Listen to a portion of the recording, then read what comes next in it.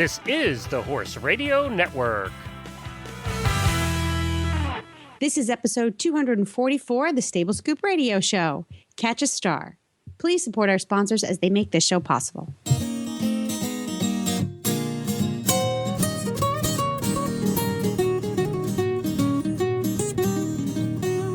Welcome to the Stable Scoop, with weekly shows delivered right to you. With Helena and Glenn the Geek, live from the stable, it's every week. They'll bring you the news through hail or high water, while using their tails as their own fly swatters. So sit on down and laugh till you poop, cause it's time again for the Stable Scoop. Stable Scoop. The Stable Scoop. Stable Scoop. This is Glenn the Geek. And this is Helena B. And you're listening to the Stable Scoop Radio Show on the Horse Radio Network. Well, howdy, Helena. Hi, we have stars and cauliflower today. That's right. That's what we did, actually. That's about what my life boils down to. Stars and cauliflower and bacon. You have to throw the bacon in. I do every time. I know. I'm a big bacon fan too, you know. Pepper bacon. I love pepper bacon. Have you ever had that? Pepper bacon? No. Yeah, they actually cover the outside of it when they cure it in pepper. Ground pepper. Oh my gosh. So when you cook it, it adds the pepper flavor to the salty bacon. Oh, it's so good. You know what I had this weekend, though? What's that? Ready for this? BLT raviolis. What? Yeah. So it was a ravioli with BLT stuff. What? They have the lettuce in there? It was spinach. Okay. So you know how you have you can get spinach stuffed raviolis. Yeah. Well, these are made from scratch, like homemade pasta and everything. Is spinach, ricotta, as they say in my family. So and then bacon. Oh, yum. Actually, I think it was pancetta. I think it was pancetta. Bacon in ravioli. Ugh. And Spanish. And of course, little and fresh tomato, all mashed up into this little sauce that you put inside the raviolis. It was crazy good. Now, do you use red sauce or do you use white sauce, or what do you use for that? Well, this particular recipe was a white sauce. So it was, Makes it was, sense. it was really, really good. Sounds good. Now you're making me hungry. And then we're going to talk about food again today. Yep. Oh, geez. It's good we do this right before lunch because I have to eat right after. I know, me too. I do want to say something here before we get started with the main part of the show today.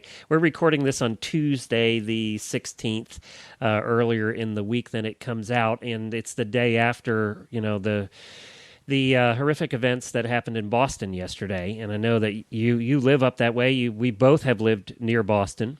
Mm-hmm. And traveled to Boston and been down that street many times. And, I just wanted to say on behalf of all of us at the Horse Radio Network that our thoughts go out to everybody affected, all the families, and everybody who's going to be living with this for the rest of their lives with what happened there. And I just wanted to say that on behalf of everybody at the Horse Radio Network that we are thinking about you and praying for you for a speedy recovery for those that can. So our best. But, one of the things that after 9/11 we talked about is we cannot let the terrorists win, so we go on and we do what we do. You go to work, and work with your horses every day, and we do our shows. So it's not that we're ignoring the events that happened here at the Horse Radio Network. It's that we should not let these kind of events affect us. We should go on with what we do, and we hope to provide a little bit of a distraction from this week's events with our show today, and we have a good one planned for you. So, Helena, why don't we go head off right away and talk about food some more? Geez, Glenn. Don't step it's one outside of your comfort topics. zone or anything. It is one of your favorite topics. And of course, we have one of my favorite guests on the Horse Radio Network, Kat Voidelak, and she is the genius behind Eat Your Tart Out. So we're going to say welcome to Kat and this month's recipe. All right. So I don't know about you guys, but I'm a big fan of cauliflower. And guess what? Kat's got something really yummy for us. Glenn, you don't have to eat it.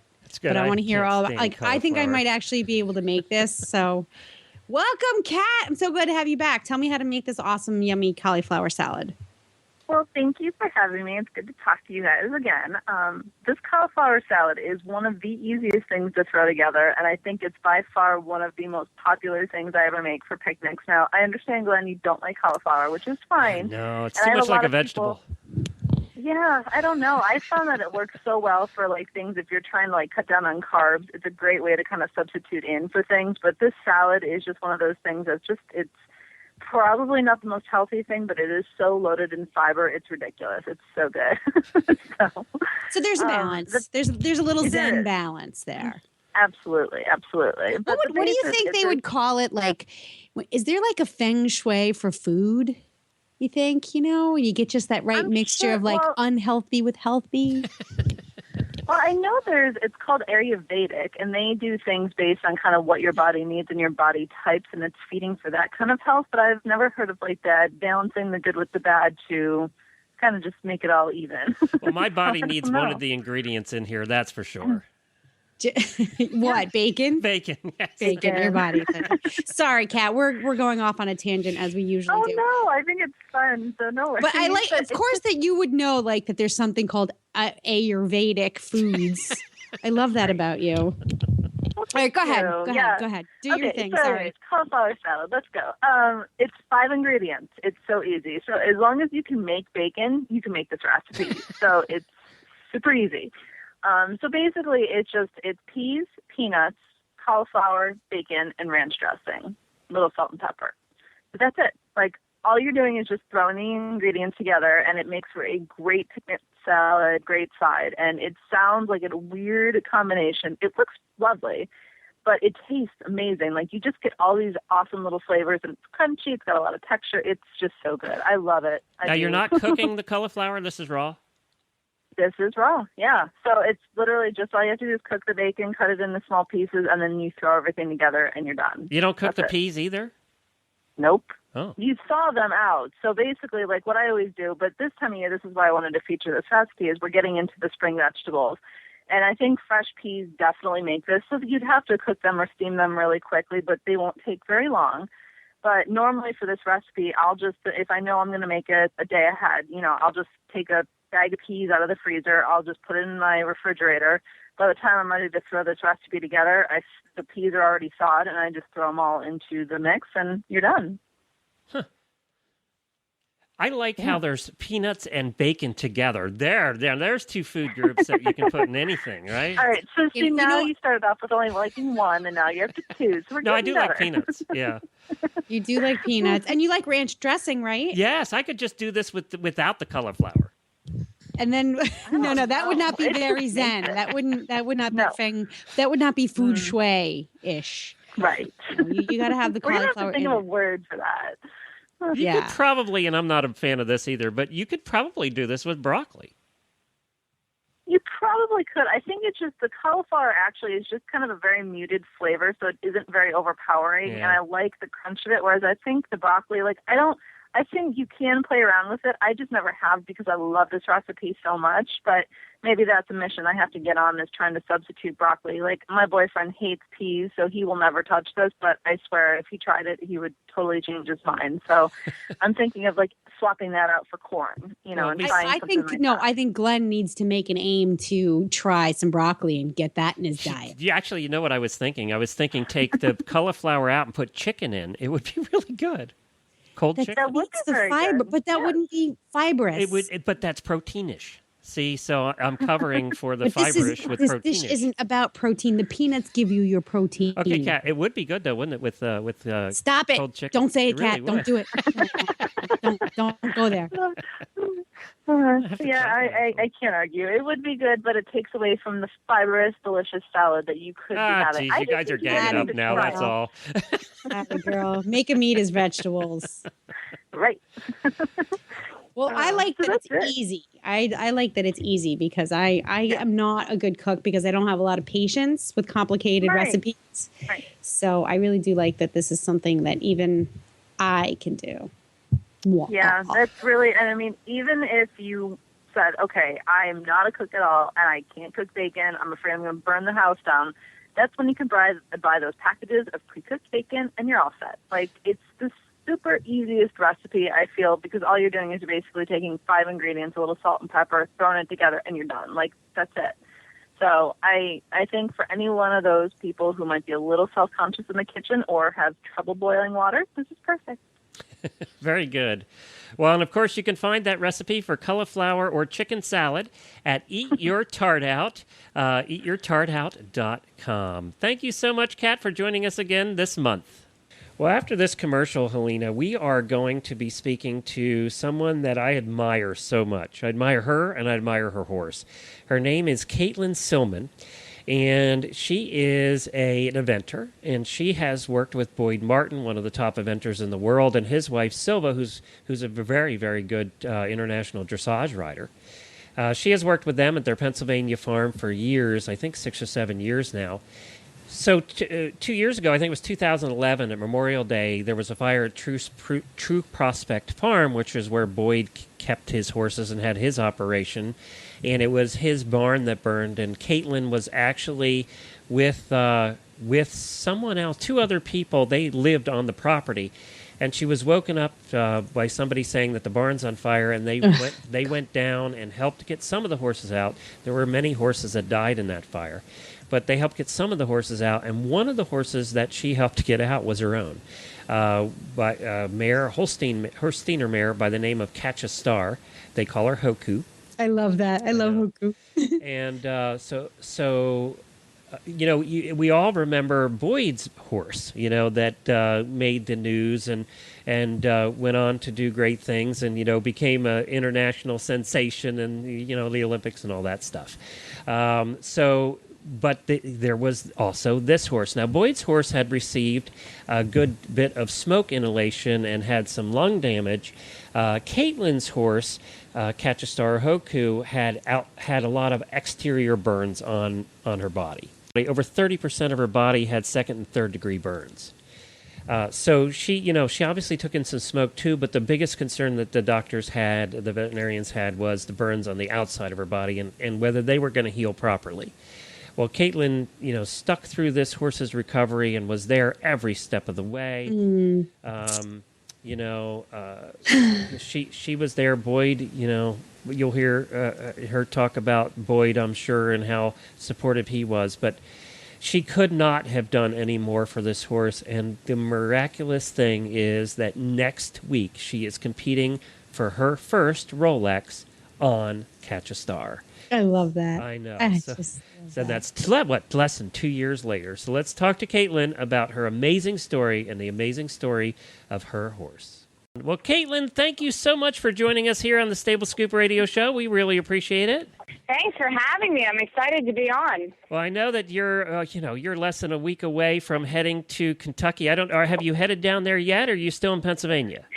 Not yet. We're in Pennsylvania. We're in the home stretch. We leave on Monday, very early in the morning. So this time in a week, we'll be down there. Now, you've been to Rolex, obviously, a bunch of times because of the certain gentleman and lady that you work for.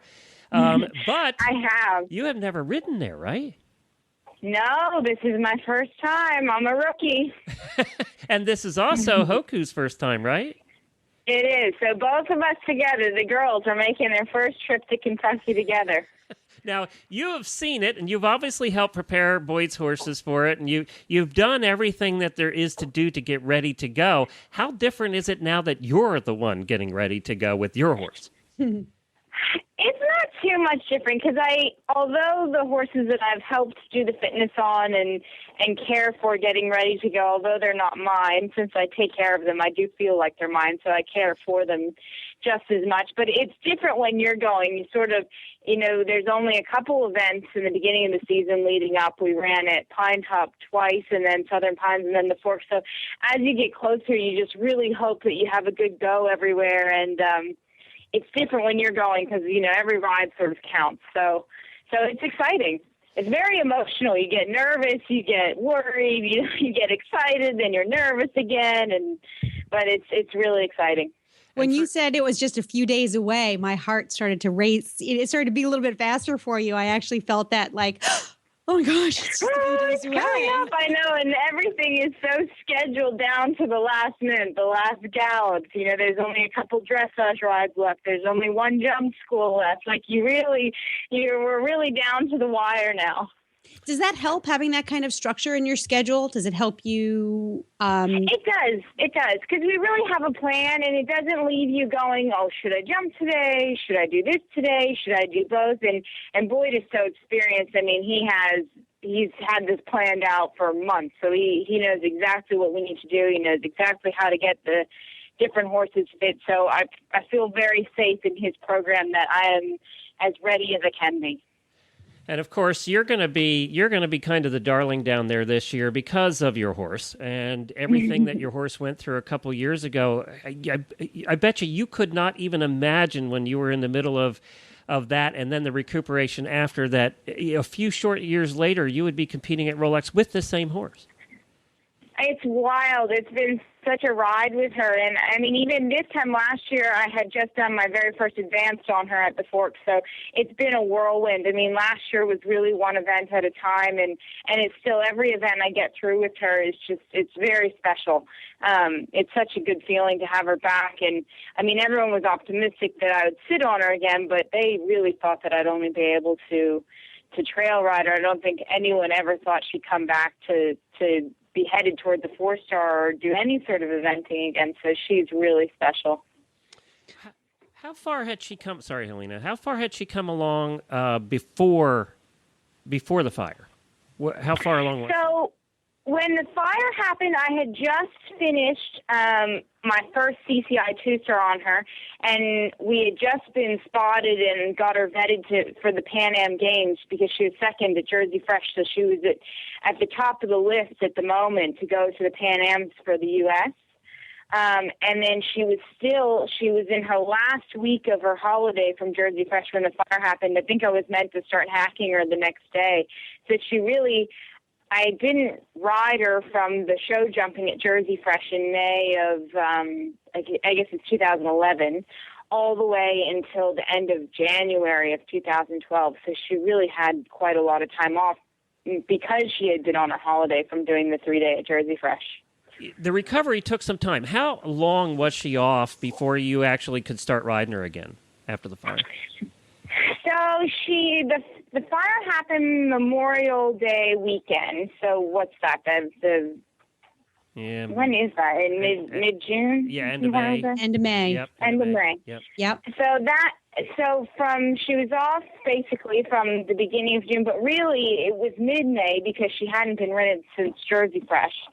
So she was off from middle of May, and I started walking her at the end of January, tack walking her, and just slowly. It was a funny rehab process because it wasn't like she had any soft tissue injury like a tendon or like any ligament injury, but I had to go slow because I didn't know how much movement her back could take under the saddle. Because that's where a lot of the burns were on her side and her back. Right? Yeah. Well, she's burnt directly on her side, like the side of the bad side is the left side of her body. She's burnt directly on the left side of her neck, across her belly, and then her hip and her left stifle got it pretty badly. But then I think eventually all of her skin sort of sloughed off. It was like getting a really bad sunburn, like it all sort of bubbled and then peeled off. So even the parts that weren't directly burnt, all the skin sloughed off. And so she had a lot of heat damage to the top of her back. So although when she first went into the hospital, that didn't look like it was directly burned, about a week later after the fire, it blistered and all the skin came off. And that's really the part that she lost all the pigment in the top of her back. So it's light pink skin, and she can't grow hair there because she's lost the pigment. So when I was bringing her back, we didn't know if that skin would be able to handle riding her or not. And obviously it has. And obviously it has, but I mean it's a credit to Judy McSwain's Fleeceworks products because I lucked out. I had a very old, it was probably the first half pad I ever bought when I started riding. I had a Fleeceworks half pad sitting in my closet, and it was the only half pad that I had that had fleece down the spine, because a lot of half pads have a gap in the fleece there. They don't actually cover the spine with fleece. And so I started riding her in that. And because of that, I mean, it's really the reason that I was able to ride her right away. And I didn't have any setbacks with her, which was lucky. Like, the skin never opened. I never had to back off. I slowly just kept trying for longer and longer, and then I started cantering a little bit, and I started getting more comfortable with sitting down in the saddle and being able to sit on her back, and off we went. And of course, Fleeceworks is one of our sponsors here at the Horse Radio Network, and it's amazing to hear that particular pad, that's how you found them. Now, you're one of their sponsored riders now, right? Probably. Yes, yeah. It was lucky. I had mentioned this part of the story in an interview with Warm Bloods Today, and I guess whoever runs or owns the magazine is also friends with Judy, and sent the magazine over to her and said, "Oh, look what this girl said about your pads in her article." And she contacted me about a week later and was sort of touched by the story, and that's how our relationship started. And you have some really nice Fleecework pads now, don't you? Some of the newer ones. I have really nice Fleecework pads. Judy spoiled me. Well, she has a fresh Fleeceworks pad for every day of the week. I look like the warehouse for Fleeceworks. I have so many pads. So we're really lucky that she supports us. And you found that those pads are continuing to work out for you, even though she's healed. Why do you like them? What's the thing you like the best about them? They don't irritate her skin at all, and they sit on her very well. Like, the fit under my saddle is good, so I don't have to put a lot of pads on her. And Judy makes the pads where the fleece is already attached to the saddle pad. Mm-hmm. So the biggest thing is there can't be any friction. So my saddle sits right on her pad, and her fleece is such high quality, it doesn't irritate her at all. And so nothing moves, and I'm able to do hours of sitting trot in the dressage or gallop for 12 minutes, and it doesn't bother her at all. Just before we get back to current times here and you heading off to Rolex, I wanted to tell Helena, when you were treating in that period of time, really that 8-9 months there, that you were treating your horse, from what I hear through the grapevine, you were there every day. You were one of the most dedicated owners that has ever treated a horse. At one point, you were putting on a pound of silver sulfidine cream twice a day. It was quite the process. I think New Bolton was getting sick of me. They were ready to kick me out. I was in the ICU for so long, just sitting in her stall with her. And she's a picky eater, and she wouldn't eat her grain. So I'd go out and hand-pick grass and fill, like, rubber feed troughs with all this hand-picked grass as much as I could. And Boyd let me go to see her as much as I wanted and hang at the hospital as long as I wanted. He never said, "Oh, are you going to come back to work?" Or, everybody was so supportive. And then when she came home, it was in the middle of summer, so I was really worried about the bugs and her being uncomfortable in the heat. Because imagine, having a terrible, terrible sunburn and sitting somewhere where it's hot. Yeah. And with bugs. And with bugs. So a young boy named Jackson Roberts, who worked for Philip at the time, very nicely went to Lowe's or Home Depot and bought, like, screening for screened-in doors or screened-in porch, and stapled it all over her stall and bought fans and hung the fans. So she had the most decked-out stall in the whole barn. It was totally covered in screening, so no bugs could get in, and there were fans covering the walls, so she had constant airflow in there. So I think we took as best care of her as we could, and I think that's also a lot of the reason why she recovered so well. Well, now, did she tell you when she was ready to go back to work? I think she was ready since the second she came home. I don't think she could sort out why she wasn't getting to go be turned out and why she was locked in. And a pound of cream a day didn't give her a clue. The cream all over. She was such a good patient, though. Like, she's a funny mare. She likes to be groomed and stuff, but she'll tell you when she's had enough of, leave me alone, I've had enough. And she always stood perfectly still, let me put the cream on her, and it couldn't have been comfortable. I mean, they were serious open burns, and she always let me take care of her. She was great for all her medication, and now I try and give her a tube of Gastrogard, and she shakes her head and turns her nose up at me, but she never put up a fight for any of the care. Now, how old is Catch a Star at this point? She's 12. I actually think she might be 13 this year. This summer she turns 13. Well, she has a lot of time left yet. She does. She does. So what are you, obviously, this is a dumb question, but for some reason we ask it every time somebody new is going off to a competition like Rolex. What do you hope to accomplish? And your answer is going to be, I hope to get around and do well, right? Is that going to be your typical... I'm hoping for a bit more than that. I do want to get around, but I'm not going there to come last. I've got bigger plans than that. Good. I would love to be in the top 20. I mean, I'd love to be better than that, but I'd be pretty happy with the top 20 finish. Yeah, I love that, though. Like, yeah, I'm not going to be last. That's good. That would be my motto. She's been working with Lloyd and Silver for too long. Yeah. Exactly. I mean, obviously, I want her to come home sound and healthy, but I'm a competitor. I'm not going there to canter around. What is her biggest strength and biggest weakness? I think her biggest strength and my biggest strength is the cross country, and then our biggest weakness is the show jumping.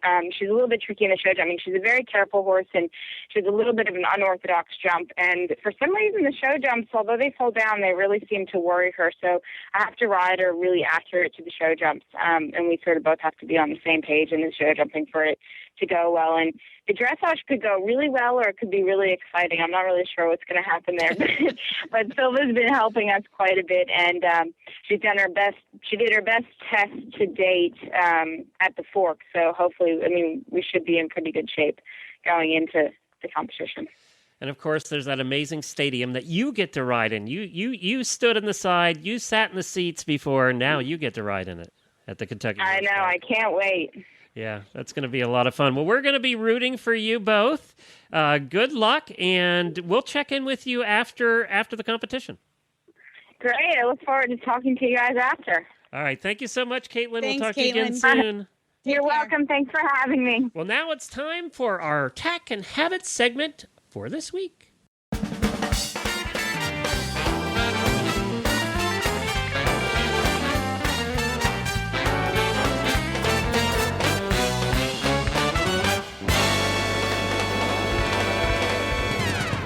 And for today's Tack and Habits segment, we have Coach Jen, who's going to do a review. She's going to talk to us about, I'm personally a little bit of a shoe fanatic. And if I can combine shoes. No, we hadn't heard that in the show before. If I can combine shoes, an appreciation for shoes and riding, I'm always happy to hear it. So Jen's going to talk to us about the Dublin Ladies Pilgrim Zip Front Boots. Bring it on, girl. Bring it on. Like most horse people, I will not blink an eye at dropping $100 on a pair of equestrian footwear. But when I need to buy something that I have to wear to the grocery store everywhere, or heaven forbid, have to go to an office to go to work every day, $19.99 is my limit. She won't spend over $20 on sneakers. Well, because you can't really ride in them. That's right. Right, exactly. So when the Dublin Ladies Pilgrim Zip Front Boots came to my attention, I was all over them at a $92 price point. In today's equestrian marketplace, not a bad price for a riding or stirrup-friendly zip front riding shoe that is multi-purpose because it's adorably stylish.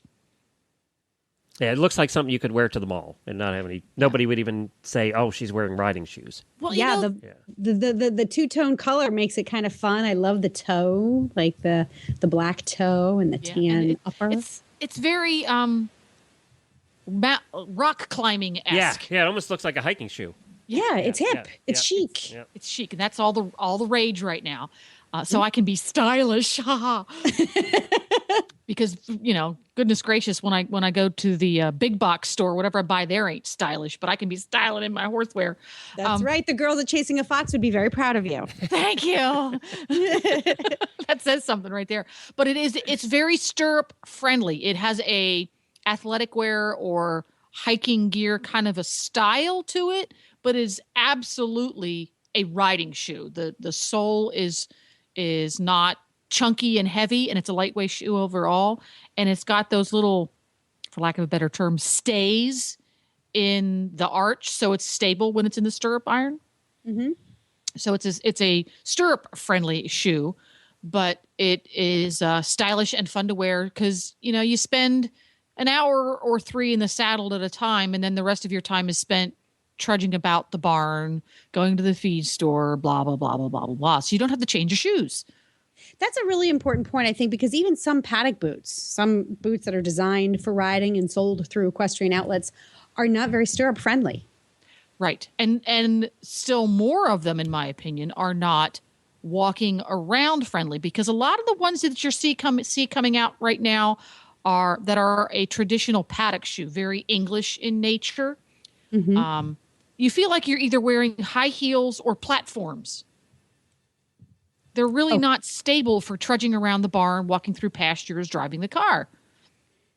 And they have a really happy balance that way, in that the sole is wide enough and thin enough that it's comfortable and stable, but it still is comfortable for your foot. So they really, I personally think they nailed it as far as combining comfort and style in a shoe. And the sole comes up over the sides, so you don't have that little stitched on or glued on piece right there at floor level for all the goo to seep in. Yeah. Yeah. No, there's not going to be goo toothbrush seepage to clean it out. Yeah. Yes, yeah. that's the section. Yes.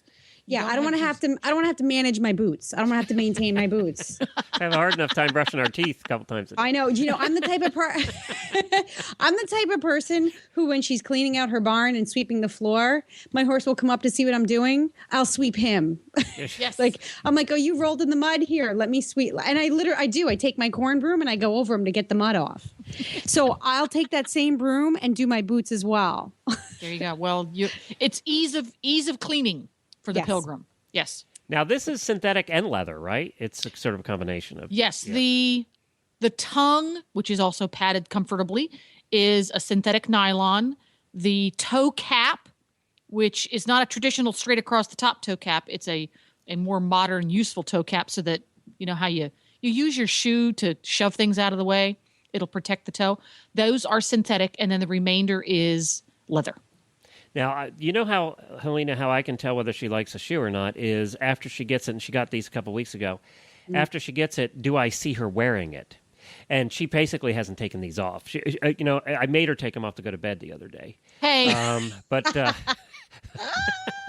But she hasn't taken them off. So I think that's probably a pretty good indication of how much. Yeah, these are next to the front door. They're my everyday shoes. Yes. Yes. So, we're discovering here then that my good friend, Coach Jen, also has a little bit of a shoe problem. Well, maybe it's not a problem, but has a little bit of a shoe fetish. Affinity. No, you can't call it a fetish, because a fetish, I think, implies that there's something unhealthy about it, and that's not the case. Okay, let's just go there. She has an affinity for shoes, just because they're riding shoes. Wait a minute. I'm still stuck on fetishes are unhealthy. Maybe a different show. Go ahead. Yeah, there we go. Let's leave it at that. Thank you very much. You have your own Facebook fan page for that whole thing. Can you just keep it there, please? Okay. So, Jennifer, positives and negatives. Of the Dublin's Lady, we got to say what it is again. Dublin Ladies Pilgrim Zip Front Boot. Yes, it's the zip front. It casual, stylish, lightweight, easy to take care of, easy on and off because of the zippers. The downsides are because it has a padded cuff, which I love. It's cut a little bit lower, so it kind of sits down below your ankle bone. It is a little tough to get a fantastically stylish fit from a half chap because it's got a padded cuff. Oh, so the half chap won't go over top of them too well. It's not going to be gorgeous, but they're not a show boot, and I don't wear half chaps with them. Yeah, I just wear my boot cut breeches with them. That's a down if you're a half chap fanatic and you always ride in them. So that could be a little bit, you're going to have to wear a half chap that's a little bit more generously cut through the ankle. And they can be hard to find at your local stores. Not all stores carry them. So when you go into your local tack shop, if you're a in-person shopper, you want to ask your local retailer to carry them because they are readily available through distributorships. So if they carry horse blankets and stuff, they're going to be able to carry these. So that's probably the only two minuses I've got for them. And you can find them at Equestrian Collections. They're $92. So as Jennifer said, that's the right price as compared to some other companies that are coming in at $200. So, yeah, so this is great. Well, thank you so much, Jennifer. 6-flake bale, how many flakes? This is going to be a 4.5 boot. 4.5. Woo! 4.5 flakes. That's pretty good. That's good. Yeah. Jen doesn't give her flakes out very easily. I know. Speaking of flakes, I got to get hay today. It's a good thing we talked about this. Remind me to get hay. You're probably paying a lot less than we are, let me tell you. In hay? Yes. Yeah. Well, thank you, Jennifer. Dublin Ladies Pilgrim Zip Front Boot. And, of course, you can hear Jennifer over at horsetipdaily.com. That's her show over there, and she produces Horses in the Morning as well. And apparently does a lot of reviews for us, too, because she keeps wanting to buy stuff. So That's a lot of Combining my passion with work. there you go. That's a write-off that way, I guess. Yeah, Thank that's you, right. Coach Jen. You're welcome, Helena B. Well, we also have Coach Jen to thank for booking our guest today and next week's guest, as a matter of fact. She booked Caitlin and got that all set up and spent some time on the phone with Caitlin, so we appreciate Coach Jen doing that.